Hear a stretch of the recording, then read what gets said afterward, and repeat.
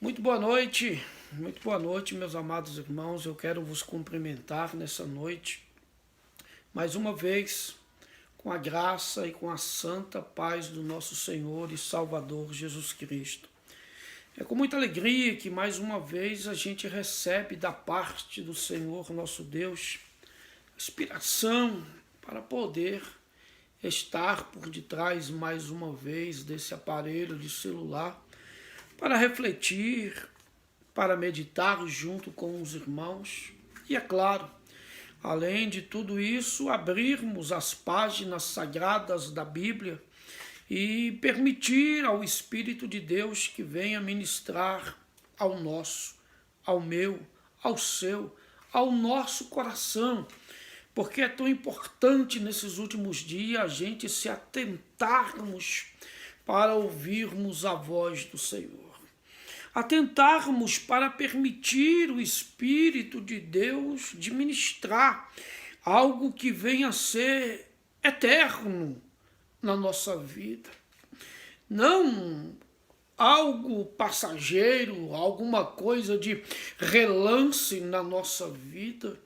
Não, nós estamos aqui para abrir nosso coração e juntamente permitir ao Espírito de Deus falar de uma forma muito profunda ao nosso coração. Existem vários textos sagrados e eu quero, na noite deste dia, me iniciar esta reflexão com o Senhor, com a senhora, que está agora ouvindo esta palavra da parte do Senhor. Eu gosto de Miqueias, capítulo 6, versículo 8, quando a Bíblia Sagrada diz: Ele te declarou ao homem o que é bom. E o que é que o Senhor pede de ti, senão que pratiques a justiça, ames a misericórdia e andes humildemente com o Senhor teu Deus. Ele te ensinou, ó homem, o que é bom. E é por aqui que eu quero caminhar mais uma vez com o irmão, mais uma vez com a senhora. Até você que me escuta pela primeira vez aí pelo meu canal no YouTube, nós caminharmos por essa linha de raciocínio, porque a Bíblia diz que ele te declarou, ó homem, ele te ensinou o que é bom. Eu gosto de Atos 1:1, quando o escritor de Atos dos Apóstolos, ele inicia dizendo: fiz o primeiro tratado, ó excelentíssimo Teófilo, acerca de tudo que Jesus de Nazaré não só começou a fazer, mas também a ensinar. Antes de subir ao céu e dar mandamento pelo Espírito Santo aos apóstolos que ele havia escolhido. É profundo isso. É extraordinário a gente saber que em várias mensagens que Deus tem nos dado, eu tenho batido nessa tecla, eu tenho afirmado de forma veemente que nós não somos obras do acaso, somos parte de um projeto divino, somos propósitos de Deus para a nossa vida. Existem da parte de Deus um propósito em Deus ter te levantado, em Deus ter te escolhido. Eu gosto de Jonas 1:5, quando a palavra do Senhor diz: e veio a palavra do Senhor a Jonas, filho de Amitai. Era aquele Jonas, o filho de Amitai. E eu gosto da força desta expressão, porque ela não deixa dúvida acerca da escolha soberana de Deus. Ele é soberano, é ele quem levanta os seus ministros, é ele quem seleciona a sua igreja, os membros da sua igreja. E ele deu diz o apóstolo Paulo, para pastores, pregadores, doutores, então cada um dentro da sua vocação, dentro da sua chamada, realizando a obra de Deus. Essa, diz Paulo, que é o aperfeiçoamento dos santos. É forte isso. É de uma forma extraordinária nós compreendermos essa vocação em nossa vida. Eu não tenho dúvida de que Deus tem uma obra através da sua vida. Eu não tenho dúvida que Deus tem uma obra através da minha vida. Eu não tenho dúvida que Deus tem uma obra através da vida do meu pastor. Eu não tenho dúvida que Deus tem uma obra através da vida do meu co-pastor, dos evangelistas que ali estão, dos presbíteros que ali estão, dos diáconos que ali estão realizando e também da membresia que ali está. Nós temos certeza de uma coisa: Deus está fazendo uma obra extraordinária. E em meio a tudo isso nós temos aprendido, até mesmo com os nossos próprios erros. E isso tem nos permitido dar continuidade à nossa trajetória, porque nenhum de nós vai bater aqui a mão no peito com uma capa nas costas e com um S de super-homem e ter a ousadia e até mesmo a cara de pau em dizer que todos os nossos projetos foram projetos de sucesso, tudo que fizemos Deus assinou embaixo e foi tudo a 1001 maravilhas. De forma nenhuma. Erramos. Muitas vezes nós erramos, várias vezes nós erramos, de forma incontáveis foram os nossos erros durante a nossa trajetória cristã. Agora, esses erros que nós erramos, todos eles serviu para o nosso crescimento espiritual.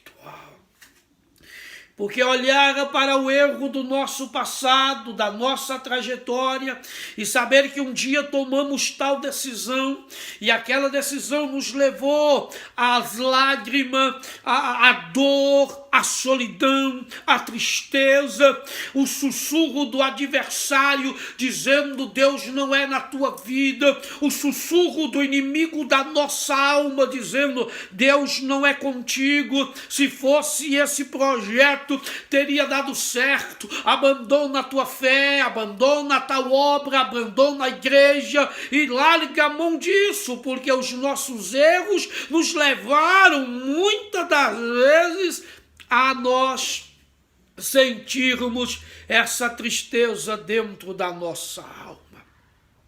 Mas em meio a tudo isso, em meio aos nossos erros, a gente olha para tudo isso e a gente vê que a poderosa mão de Deus nos conduziu até aqui. Mas foram muitos erros, pastor, não importa, a poderosa mão de Deus te conduziu em meio a esses erros, a esses fracassos, e aqui nós estamos para darmos continuidade. E agora, pense comigo, nós erramos, e agora Deus nos deu a oportunidade de estarmos congregando. Vejam como isso é importante para a nossa vida. Estarmos juntos como igreja do Senhor Jesus. Estarmos juntos como igreja de Cristo. Debaixo de uma liderança, debaixo de um pastoreio, e em meio a toda a nossa trajetória nessa terra, nós estamos crescendo. Crescendo, como disse o apóstolo, na graça e no conhecimento. Uma certa feita, Jesus estava dando os seus ensinamentos e de repente ele entrou em uma área, em um determinado assunto, e todos aqueles judeus que estavam envoltos a ele, ouvindo isso, a Bíblia diz que eles começaram a se retirar. Ouvindo o quê, pastor? Aquilo que ele estava dizendo. Ele começou a pregar Jesus, o Nazareno, o verbo que se fez carne e habitou no meio de nós. Ele começou a pregar e ele começou a dizer: o meu sangue é a verdadeira bebida, a minha carne é a verdadeira comida. E os judeus, quando ouviram isso, e pasme, os judeus que criam nele, que estavam ali proferindo a fé nele, acreditando nele, e de repente, quando eles ouviram a força dessa expressão, foram se retirando de um por um e foram indo embora.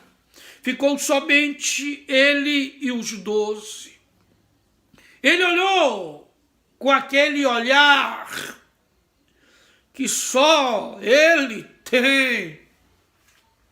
Eu fico imaginando nesse momento Pedro olhando e curvando a cabeça, o olhar dele em direção a Tiago, a Tomé, a Bartolomeu e a todos os demais. Quando ele viu os membros da igreja indo embora, ele olhou para aqueles homens e disse: não querem vós também acompanhar aqueles que estão indo embora?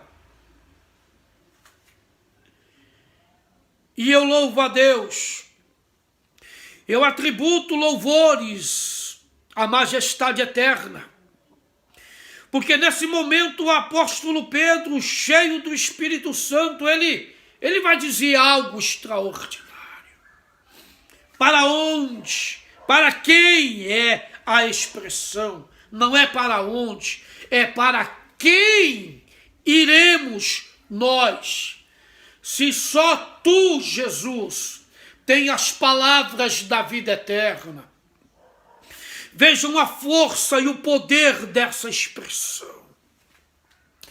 Vejam a força desta palavra que saiu dos lábios do apóstolo Pedro. Para quem iremos nós? Iremos bater na porta de Buda, de Confúcio, de Maomé, de Allan Kardec, e iremos bater na porta de algum desses que são mero mortais e os seus ossos estão espalhados nas tumbas aonde foram sepultados? Pedro disse: para quem iremos nós, se só tu tens as palavras da vida eterna? Pedro estava dizendo: olha, eu não entendi muito a mensagem, mas eu acredito que o Senhor vai nos ensinar depois. Porque Jesus, ele fazia os seus milagres, diz Lucas, escrevendo Atos capítulo 1, versículo 1. Fiz o primeiro tratado, ó excelentíssimo Teófilo, acerca de tudo que Jesus de Nazaré não só começou a fazer, mas também a ensinar. Pedro tinha certeza de uma coisa: o Senhor vai nos ensinar. O Senhor vai nos ensinar acerca desta palavra. Vai chegar um dia em que eu vou entender o que significa o teu sangue é a verdadeira bebida. Vai chegar um dia, mestre, que o Senhor vai me ensinar o que significa a minha carne é a verdadeira comida. Eles queriam aprender. Assim como eu tenho certeza que a senhora quer aprender acerca da salvação eterna, acerca do batismo nas águas. O que é o batismo nas águas? O que é os dons espirituais? O que é o nome escrito no livro da vida? Lembro-me quando o mestre estava conversando com aquela mulher samaritana, em João capítulo de número 4. A mulher chegou a ele e depois de uma boa conversa com ela, ele disse: os samaritanos dizem que é no Monte Gerizim que devemos adorar o Deus de Abraão. Já os judeus dizem que é em Jerusalém, no templo, aonde devemos adorar o Deus de Abraão. Onde, pois, é o lugar certo da adoração? O que importa, mulher, que aqueles que o adorem em espírito e em verdade. Não é no Monte Gerizim, lá ele pode ser adorado. Não é somente no templo, lá ele pode ser adorado. Mas o que importa é que aquele que o adore em espírito e em verdade. Ele ensinou a ela, ele ensinou ao colégio apostólico, ele quer me ensinar. Ele quer nos ensinar. Ele veio com este propósito. Eu gosto daquilo que ele disse ao apóstolo Pedro, quando ele disse: vinde a mim e eu farei de vocês pescadores de homens. Eu vou vos ensinar esse manuseio da tarrafa espiritual. Eu vou lhe ensinar, Pedro, a se tornar um pescador de homens. Vinde a mim, ele disse, todos vós que estáis cansados, sobrecarregados e oprimidos, e eu vos aliviarei. Tomai sobre vós o meu jugo e aprendei de mim, que sou manso e humilde de coração, e encontrarei descanso para as vossas almas. Eu quero aprender com ele. O apóstolo Paulo, ele deixa isso bem claro quando ele era um dos perseguidores do evangelho, teve um encontro no caminho de Damasco, ficou cego por causa do resplendor que ele viu, da glória de Deus que ele viu no caminho de Damasco, caiu do cavalo, saiu aquela voz de dentro da luz dizendo: Saulo, Saulo, Saulo, porque tu me persegue? Ele disse: quem és tu, Senhor? Kyrios no grego, Adonai no hebraico. Ele disse: eu sou Jesus, aquele a quem tu persegue. E vai agora à rua direita, fica lá na casa de um homem chamado Judas, orando e jejuando. Ele fica 3 dias sem comer, sem beber, completamente cego por causa do resplendor daquela glória que ele viu. A Bíblia Sagrada diz que Jesus aparece a Ananias e disse a Ananias, o profeta: vai até a rua direita, na casa de Judas. Lá tem um homem cego que está orando e jejuando. Qual é o nome do homem, Senhor? Jesus disse a Ananias: o nome do homem é Saulo de Tarso. Ele se recusou, depois você leia o capítulo 9 do livro de Atos. Ele disse: Senhor, eu conheço a trajetória deste homem. E sei que ele é um homem perverso, tenho ouvido a história dele. E sei também quantos males ele tem feito à tua igreja, hein? Jesus disse: Ananias, deixa de conversa, vai lá, porque este homem é para mim um vaso escolhido.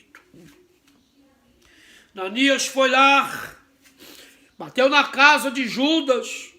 Quando Judas abriu a porta, vim orar por um homem que está aí dentro. Fui enviado com uma missão especial. orar por um profeta que o próprio Deus está levantando. Lamanto de Condorobacé. Eu vim orar por um homem que Deus tem uma obra na vida dele. Eu vim orar por um homem que é um vaso escolhido de Deus. Deus olhou lá de cima e escolheu esse homem com um propósito especial. Ele é pregador do Evangelho. É um homem que Deus está levantando com poder e autoridade. Onde está esse homem, Ananias? Está ali no quarto. Vai lá. Irmão Saulo. Oh, a força desta palavra é extraordinária. Ele tinha dado um currículo negativo do apóstolo. Escreveu todos os pecados de Paulo e colocou, tá aqui, ó. O Senhor quer que eu vá orar por esse homem, mas olha aqui, ó. Olha o tamanho da lista. Olha o tamanho da lista de erros, pecados contra a tua igreja. Jesus disse, Ananias, passa uma borracha nisso tudo.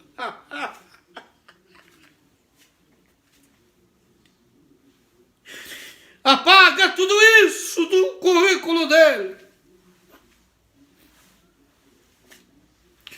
Ele é para mim, Ananias. Ele é, Ananias, para mim. Nossa! Que extraordinária revelação. Eu acredito que é isso que nos impulsiona, sabe, irmãos? Eu louvo a Deus porque eu me maravilho, porque é isso que nos impulsiona. Ele é para mim, Ananias, um vaso escolhido. Eu escolhi ele. É com ele que eu vou dar continuidade à minha obra. Irmão Saulo, o Jesus que te apareceu no caminho, também apareceu a mim. Também apareceu a mim. E ele mandou eu vir até aqui orar por você, para que você volte a enxergar e seja cheio do Espírito de Deus. Ananias ora, as escamas caem dos olhos, e então aquele homem depois é batizado nas águas, e depois ele parte. Fica 3 anos na Arábia, e aí a continuidade do seu processo de aprendizado é muito grande. Ficou 3 anos na Arábia, depois ficou 15 dias com o apóstolo Pedro, ouvindo as suas mensagens, a história narrada pelo apóstolo Pedro, e eu tenho certeza que ele, durante esses 15 dias, não deixou Pedro dormir, porque ele queria aprender.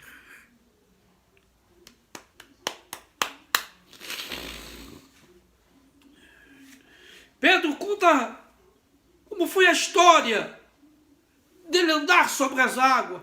Mas, Paulo, eu já te contei isso 10 vezes, conta de novo. Aprender. Quando ele já é mais tarde um homem maduro, quando ele é mais tarde já um homem espiritual, fundador de igreja, cavador de buraco na obra do Senhor, fundador de uma igreja em Corinto, e escrevendo a esses irmãos, e ele começa a dizer, no capítulo 11, Pois eu recebi do Senhor, versículo 23, pois eu recebi do Senhor o que também vos ensinei. É muito forte. Pois eu recebi o que ensinei, eu recebi o que ensinei, eu recebi o que ensinei. Deus quer ensinar.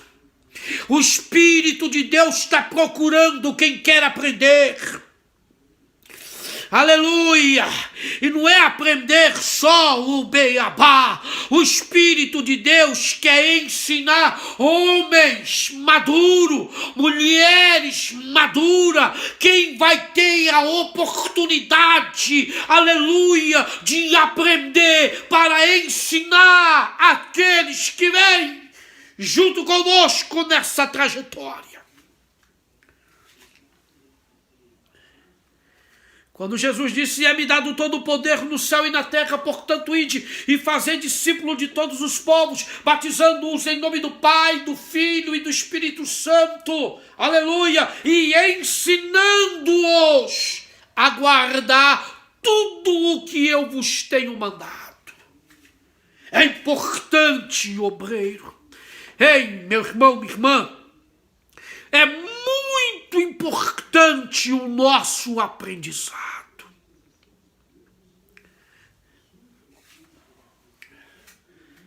Deus vai usar esse aprendizado. Você pode dizer, eu não tenho oportunidade para pregar. Aprenda. Aprenda. Leia. Releia. E leia. E de novo, releia. E aprenda. E aprenda. Você acha que antes de Barnabé ir na casa de Paulo, Barnabé foi na Antioquia, aqueles que andavam dispersos chegaram até a Antioquia, se agruparam como igreja, fundaram uma igreja lá, e alguém da igreja sede, os apóstolos souberam desse movimento pentecostal, enviaram Barnabé para lá. Barnabé, quando chega, vê os irmãos, aquela alegria do Espírito naquela comunidade, e de repente o Espírito de Deus fez Barnabé lembrar de quem? Daquele obreiro que havia caído do cavalo. Daquele obreiro que passou 3 anos na Arábia, em si aprendendo de forma cristocêntrica o Evangelho de Jesus de Nazaré. Jesus levou ele para o deserto da Arábia, aonde ele ficou ali com o Senhor, aprendendo a palavra de Deus, se preparando para o ministério. 14 anos de preparação, 14 anos orando, jejuando e lendo, orando, jejuando e lendo, orando, jejuando e lendo, orando, jejuando e lendo, orando, jejuando e lendo, aprendendo a palavra, aprendendo a mensagem. Barnabé chega na Antioquia, é forte o que está acontecendo lá. Lotado de novos convertidos. E o Espírito Santo sussurra no ouvido de Barnabé, Barnabé, já tem o pastor da cidade da Antioquia.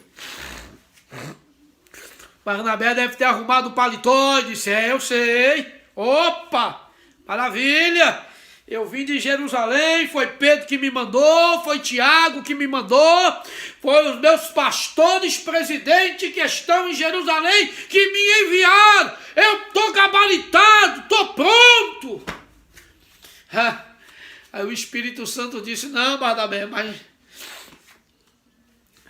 pode ser até o co-pastor de lá. Mas o pastor mesmo tem 14 anos que ele está aguardando Barnabé.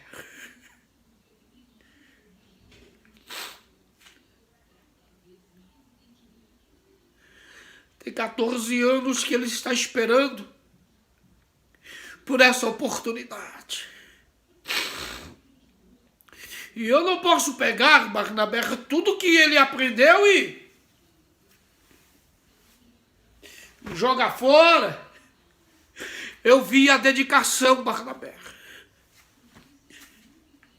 Barnabé, eu vi o esforço dele em querer aprender, Barnabé. Barnabé, eu vi a dedicação dele todos os dias, Barnabé. Eu vi, Barnabé, ele se esforçando para aprender. E sabe de uma coisa, Barnabé? Eu gabaritei. Eu assinei com caneta de ouro, Barnabé. Ele é vaso escolhido. Chegou a hora dele. E a Bíblia diz que Barnabé partiu quando ouviu que Deus queria Paulo naquela obra. Fico imaginando Barnabé montado no seu jumento, no seu cavalo, sei lá o quê, partindo em direção aonde Paulo estava. Chegando na vila, na cidade, tem um fazendor de tendas aqui, um homem chamado Saulo. Tem sim, ele mora naquela rua ali, o senhor vai, vira à direita, depois sobe aquele morro, desce, vira à esquerda e lá tem um comércio, perto do comércio, vai lá. E ele vai. Tem um homem chamado Saulo que mora aqui perto, mora nessa casa aí do lado. E ele bate na porta e quando Paulo abre, Barnabé diz, rapaz, shalom. Adonai, graça e paz, Paulo. Barnabé, olha se não é o meu amigo Barnabé, o filho da consolação. Graça e paz, meu amigo. Entre, tome uma água, lava os pés, descanse. Opa, tem mais alguém contigo? Tem uns 2 obreiros aí que vieram comigo, manda eles entrar, fique à vontade. E conversa vai, conversa vem. E o assunto principal acerca da tua viagem. Qual é o motivo, Barnabé? Eu venho da cidade da Antioquia.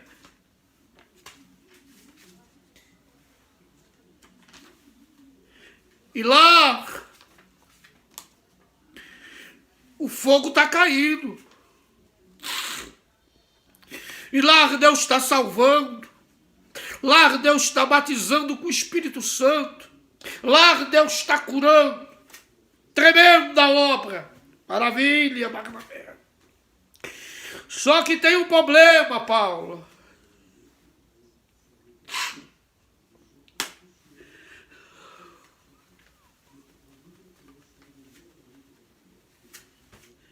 Lá ainda não tem pastor.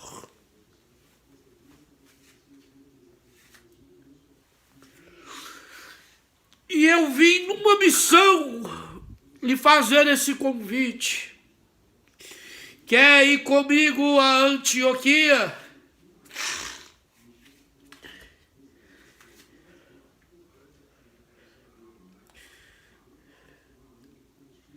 Faz 14 anos, Barnabé. Que eu estou esperando essa oportunidade, meu amigo.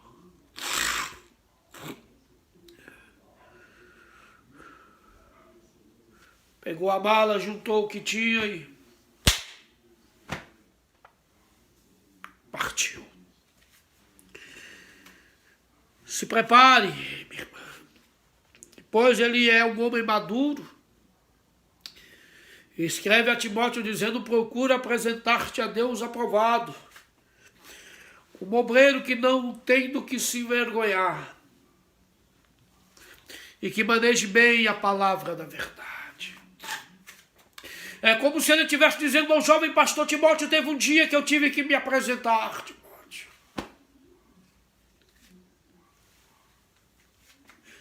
Bati continência e disse para ele: eis-me aqui.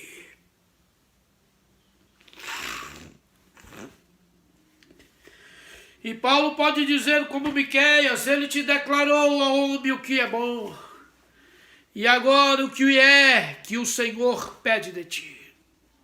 Ele te ensinou o que é bom. Oh, aleluia! Isaías 32:8, o nobre projeta coisas nobres, e por nobres atos ele persevera. Ou como eu gosto de Isaías 40, versículo 9, quando a palavra do Senhor diz: e tu, anunciador de boas novas a Sião, sobe a um alto monte.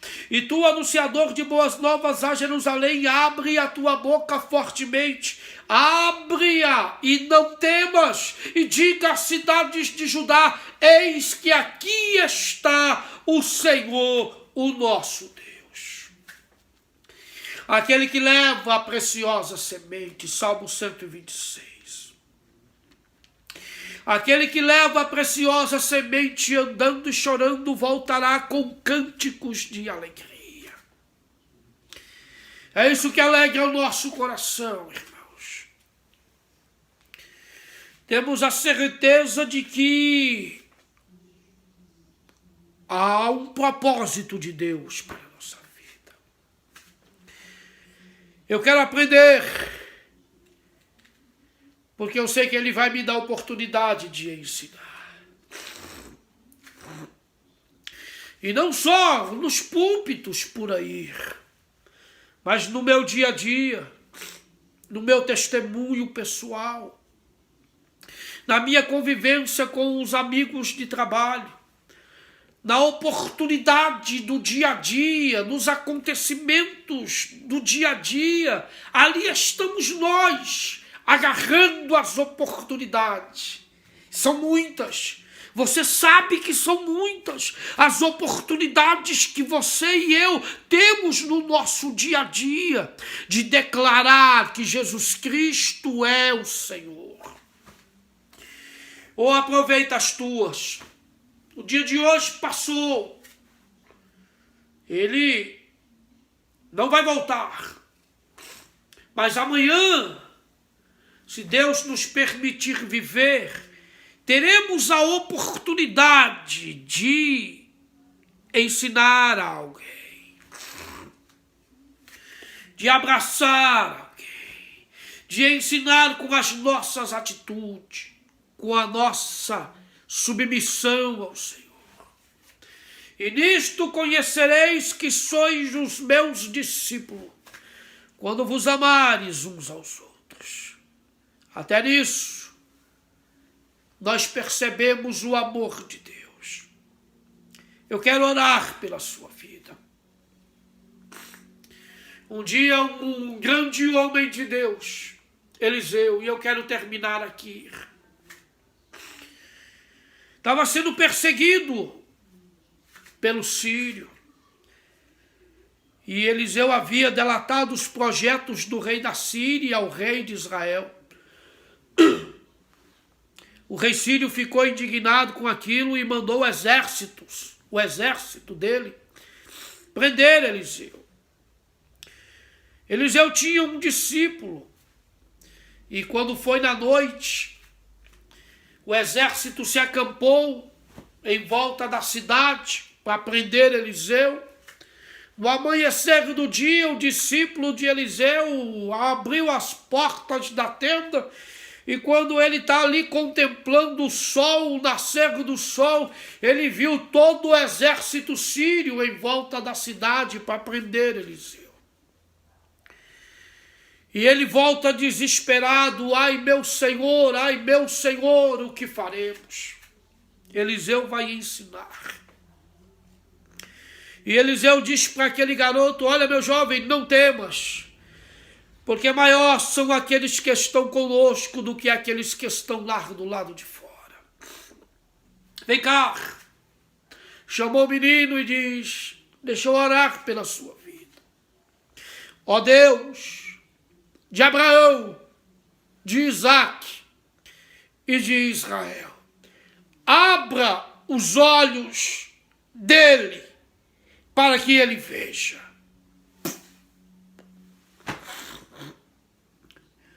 Vai lá, menino. Veja como é que está o tempo lá fora. Como é que está a situação aí do lado de fora. Ele voltou. E o mesmo exército estava lá. Só que com uma diferença. Carros e cavaleiros de fogo estavam em volta do exército, protegendo Eliseu. Era como se Deus estivesse dizendo: esse que está aí dentro, foi eu que escolhi. Esse que está aí dentro,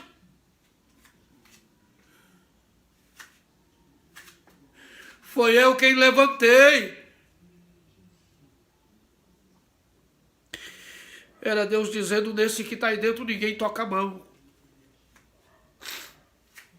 E o mortal tem permissão para tocar nele. E o menino aprendeu que Eliseu não estava sozinho. Da mesma forma somos nós. 2 minutos eu encerro. No meio desse vendaval, dessa crise mundial, Covid está matando milhares e de milhares. Mas nós temos uma missão especial: ensinar alguém. Ensinar alguém que vem aí como instrumento na mão de Deus na propagação do Evangelho. E eu quero fazer uma oração em poucos minutos pela sua vida. Dê valor a isso. Na verdade, dê muito valor a isso. Na verdade, dê super valor a isso. Hoje ele está lhe chamando para lhe ensinar sobre o reino do céu. E eu quero que você dê um passo, aceitando a ele como o único, suficiente e exclusivo Salvador da sua vida. Ou até mesmo reconciliando. Deixa eu orar pela sua vida. Excelentíssimo Deus, Pai de nosso Senhor e Salvador Jesus Cristo, eu quero apresentar a vida dos milhares que estão me ouvindo. Esse meu homem que me escuta pela primeira vez. Essa mulher que me escuta pela primeira vez. Peço que assim como o Senhor um dia abriu os olhos do discípulo do profeta Eliseu, assim como o Senhor arrancou as escamas dos olhos do apóstolo Paulo na casa de Judas, Pai, na rua chamada direita. Da mesma forma que o Senhor arranque as vendas dos olhos desse homem, que o Senhor arranque as vendas dos olhos desta mulher, e que ele possa enxergar, que ela possa enxergar como o homem de Deus tem que enxergar, olhando firmemente para Jesus, que é o autor e o consumador da nossa fé. Abençoa a casa dele, abençoa o lar dele. Escreve o nome dele no livro da vida, escreve o nome dela no livro da vida, transforma ele, transforma a vida dela, que ele possa um dia dizer: eu e a minha casa serviremos ao Senhor. Oh, aleluia! Que Deus abençoe, meu irmão, de uma forma muito especial a sua vida. Que o seu aprendizado com o mestre seja um aprendizado de sucesso. Deus te abençoe. Deus te abençoe de uma forma muito especial. Esse que vos fala, pastor Francisco Veranilson, congrego ali na quadra 108, na área especial número 1, Assembleia de Deus Campo do Guará, igreja essa pastoreada pelo homem de Deus, pastor Clóvis. Estamos ali, aprendendo muito, crescendo na graça e no conhecimento do nosso Senhor. Um abraço, até a próxima, assim querendo Deus.